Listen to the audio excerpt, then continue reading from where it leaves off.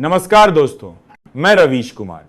आज की इस बेहद खास और तूफानी रिपोर्ट में हम बात करने जा रहे हैं उस राजनीतिक भूकंप की जिसने सिर्फ पटना ही नहीं बल्कि दिल्ली के पावर कॉरिडोर तक को हिलाकर रख दिया है और जिसकी गूंज पूरे देश में सुनाई दे रही है।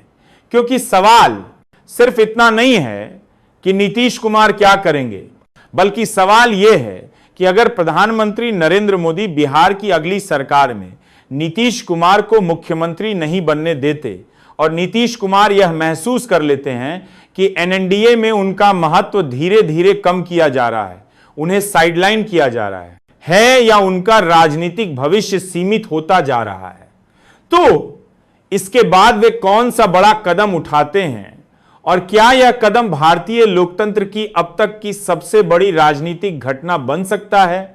और दोस्तों, यही तो वह सवाल है जो राजनीति की हर गलियारे में फुसफुसाहट बनकर घूम रहा है और इसी सवाल के जवाब में शुरू होती है वह कहानी जो शायद आने वाले 10 साल की राजनीति की दिशा बदल दे। अगर ऐसा होता है कि बीजेपी अपने संगठन को मजबूत करने के लिए बिहार का नया मुख्यमंत्री चेहरा खोजने लगती है और नीतीश को संकेत मिल जाता है कि एनडीए में उनके लिए जगह पहले जैसी नहीं रही, तो यह वह मोड़ होगा जहां से कहानी उलटने लगती है। क्योंकि नीतीश कुमार कोई साधारण नेता नहीं है, वे राजनीति के सबसे अनुभवी और रणनीति में माहिर खिलाड़ियों में से एक हैं। और जब भी उन्हें लगा है कि परिस्थितियां बदल रही हैं, उन्होंने बिना समय गवाए ऐसा दांव चला है जिसे कोई सोच भी नहीं पाया। इसी कड़ी में सबसे बड़ा और सबसे चर्चित हाइपोथेटिकल कदम उभरकर सामने आता है कि अगर नीतीश कुमार कांग्रेस की ओर पलटी मार दें तो इसका असर सिर्फ बिहार तक सीमित नहीं रहेगा बल्कि राष्ट्रीय राजनीति पर भी पड़ेगा और वही असर इस पूरे घटनाक्रम को लोकतंत्र की सबसे बड़ी घटना के रूप में स्थापित कर सकता है।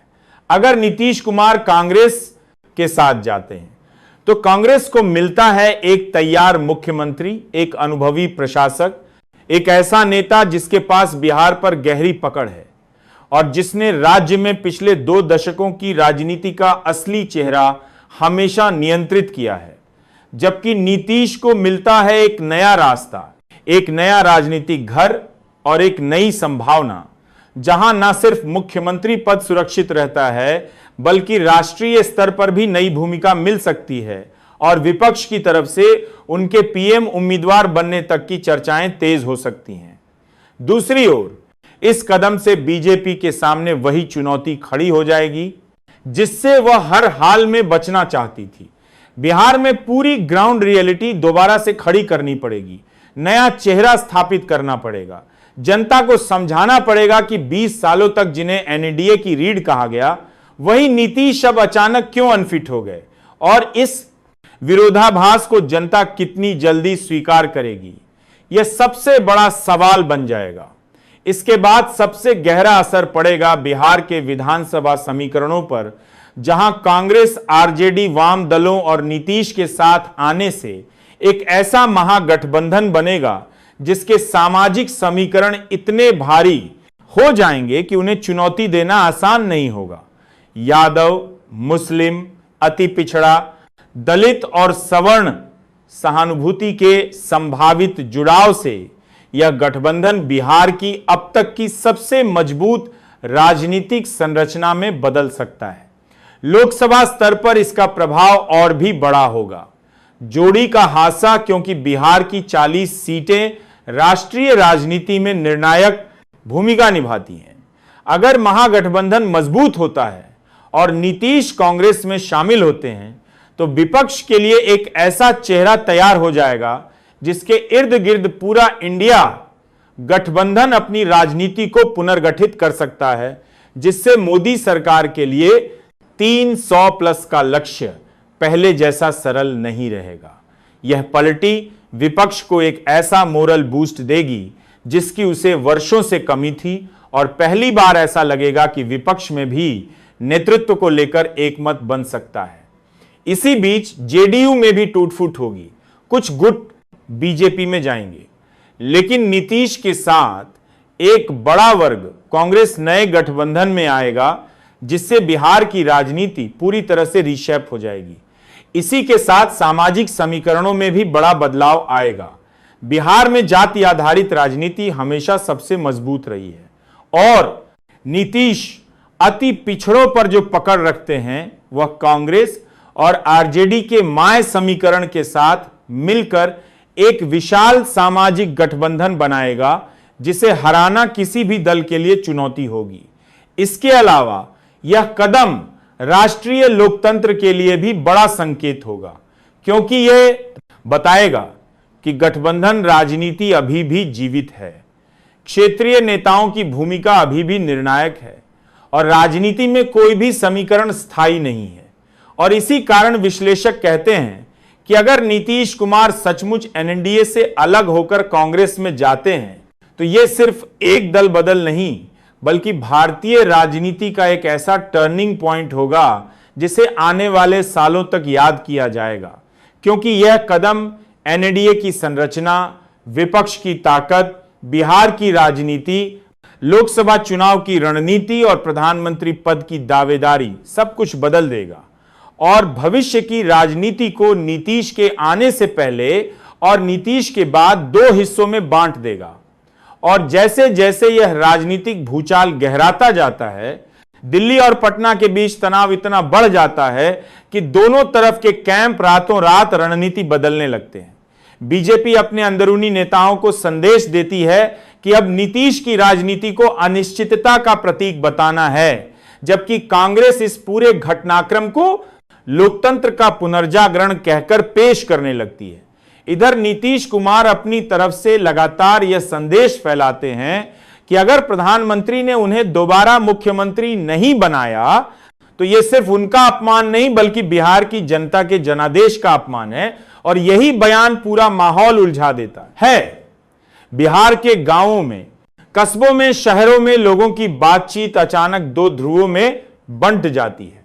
एक तरफ मोदी के समर्थक कहते हैं कि प्रधानमंत्री का फैसला ही अंतिम है और बिहार को अब नए नेतृत्व की जरूरत है। दूसरी तरफ नीतीश समर्थक कहते हैं कि नीतीश को अपमानित करके दिल्ली ने बिहार की राजनीति को कमजोर किया है। यह टकराव सिर्फ राजनीतिक बहस नहीं रह जाता, यह बिहार की आत्मा को दो हिस्सों में बांट देता है। युवा पहली बार इतने बड़े स्तर पर सवाल उठाने लगते हैं कि क्या केंद्र का दबाव राज्य की राजनीति को कुचल रहा है? क्या बिहार की सरकार को दिल्ली से चलाया जाना चाहिए? और क्या चुनाव वास्तव में जनता का फैसला होता है या सिर्फ राजनीतिक समझौता? इधर कांग्रेस इस मौके को खोना नहीं चाहती। वह बिहार में लगातार सभाएं, प्रेस कॉन्फ्रेंस और आरोपों की झड़ी लगा देती है कि मोदी सरकार गठबंधन की मर्यादा तोड़ रही है। राहुल गांधी और कांग्रेस हाईकमान नीतीश के साथ मंच साझा करते हैं और यह दिखाने की कोशिश करते हैं कि यह गठबंधन सिर्फ राजनीति नहीं बल्कि लोकतांत्रिक संघर्ष है।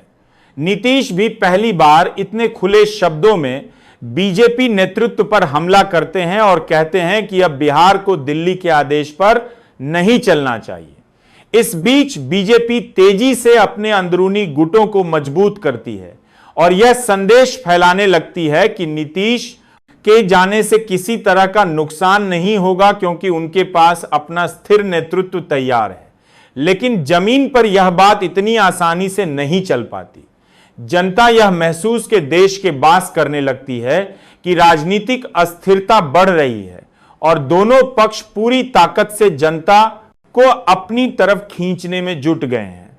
और जैसे जैसे यह संघर्ष बढ़ता है, मीडिया में यह चर्चा तेज हो जाती है कि यह केवल बिहार का मुद्दा नहीं है, यह 2029 की लड़ाई का ट्रेलर है। अगर नीतीश और कांग्रेस का गठबंधन मजबूत होता है तो यह उत्तर भारत की राजनीति को पूरी तरह बदल सकता है। बीजेपी इस खतरे को समझते हुए बिहार में सबसे बड़े स्तर का राजनीतिक अभियान शुरू करती है। प्रधानमंत्री खुद कई रैलियां करते हैं और यह संदेश देने लगते हैं कि बिहार को अब स्थिरता की सरकार चाहिए, ना कि हर 2 साल में बदलने वाली। लेकिन नीतीश भी पीछे हटने वाले नहीं। वे कहते हैं कि अगर प्रधानमंत्री ने उन्हें मुख्यमंत्री नहीं बनने दिया तो जनता को यह सोचना चाहिए कि सत्ता किसके हाथ में है, जनता के या दिल्ली के कुछ लोगों के। धीरे धीरे यह बहस सिर्फ राजनीति नहीं रहती, यह राज्य की स्वायत्तता बनाम केंद्रीय प्रभुत्व की बहस बन जाती है।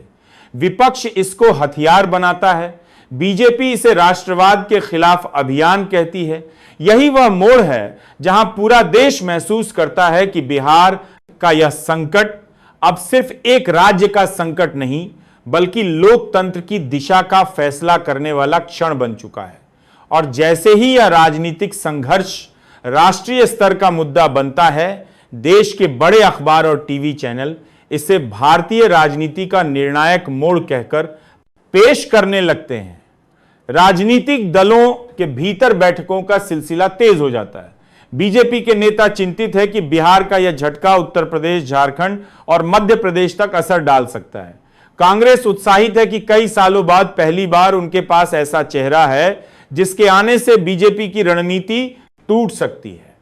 नीतीश कुमार भी समझते हैं कि यह उनका राजनीतिक पुनर्जन्म है और वे इसे खोना नहीं चाहते। उधर पटना में हालात इतने तनावपूर्ण हो जाते हैं कि राज्य की ब्यूरोक्रेसी भी दो हिस्सों में बंटने लगती है। अफसर यह समझ नहीं पा रहे कि सत्ता आखिर किस हाथ में स्थिर होगी। क्या उन्हें बीजेपी के निर्देशों के हिसाब से चलना है या नीतीश के नए गठबंधन के? या प्रशासनिक भ्रम जमीन पर और भी बड़ा संकट पैदा करता है। कानून व्यवस्था बिगड़ने लगती है, छोटे छोटे मुद्दों पर प्रदर्शन होने लगती है, या कानून के प्रशासनिक के पाथी मुनको भी हैं और विपक्ष इसे सरकार की नाकामी बताने लगता है। इसी माहौल में नीतीश कुमार और कांग्रेस एक संयुक्त रैली करते हैं और उस रैली में नीतीश पहली बार खुले तौर पर कहते हैं कि बिहार को किसी बाहरी शक्ति के आदेश पर चलने की जरूरत नहीं है। वे कहते हैं कि मुख्यमंत्री का फैसला बिहार करेगा, ना कि दिल्ली में बैठा कोई। यह बयान बीजेपी के लिए सबसे बड़ा खतरा बन जाता है, क्योंकि यह संदेश सीधा सीधा जनता की भावना को छूता है। हमारा बिहार, हमारा फैसला। दूसरी तरफ बीजेपी भी पूरी ताकत से पलटवार करती है।